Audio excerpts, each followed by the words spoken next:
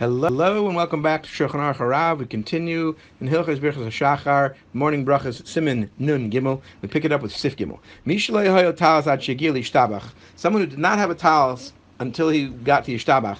Lo yavorach al tifas tzitzis. He cannot make the bracha for putting on a talis bein psuki de zimra li Yishtabach, between the end of psuki de zimra and the beginning of Yishtabach. You can't interrupt there. And for sure you can't do that in the middle of the kapitlach of psuki de zimra. You cannot interrupt from the moment you begin Baruch She'amar until you finish Yishtabach. Even for a mitzvah, you can't make this bracha. Siman and Aleph, as was explained earlier. You can make the bracha between Yishtabach and the first bracha of Shema, which is a time that's appropriate, that's permitted to make an interruption for a mitzvah, like is explained later in Siman and Dalet. When do we say this? It's a guy davening by himself, either with a minyan or by himself totally. That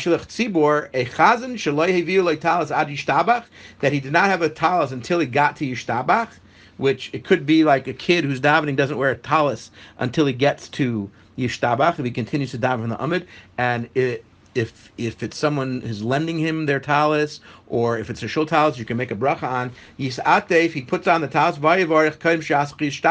he makes the bracha before Yishtabach, because even though normally you wouldn't want to interrupt here, but he does this in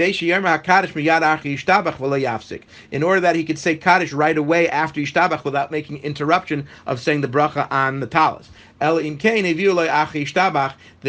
only time that he would be allowed to make this interruption is when they brought it to him after Yishtabach.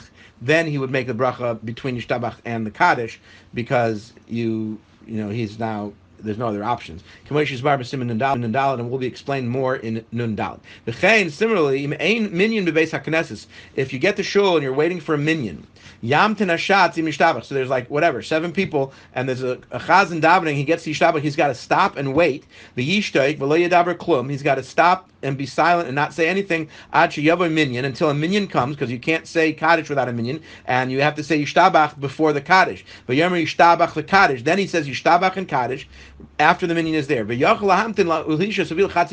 can even stop and wait for up to 30 minutes for a minyan in between the end of Psukei de Zimra and the beginning of the Yishtabach.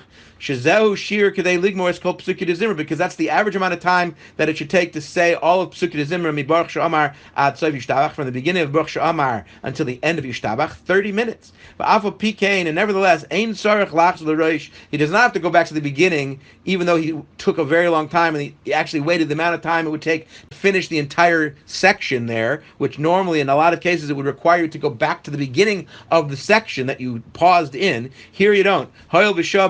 Because he stopped willingly waiting for the minyan. It was not something out of his control. Like will be explained later in Samachay. But the Eved, after the fact, even if he waited because something was out of his control, for example,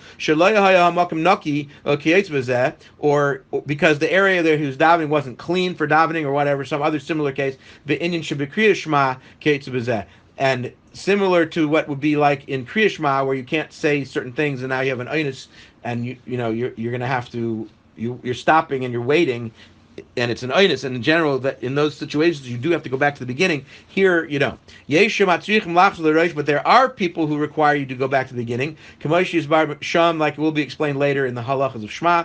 Nevertheless, Psukei de Zimra, over here, these psukim of the kapitlach of Tilim are added by, is dirabanan. It's not a deraisa like Shema.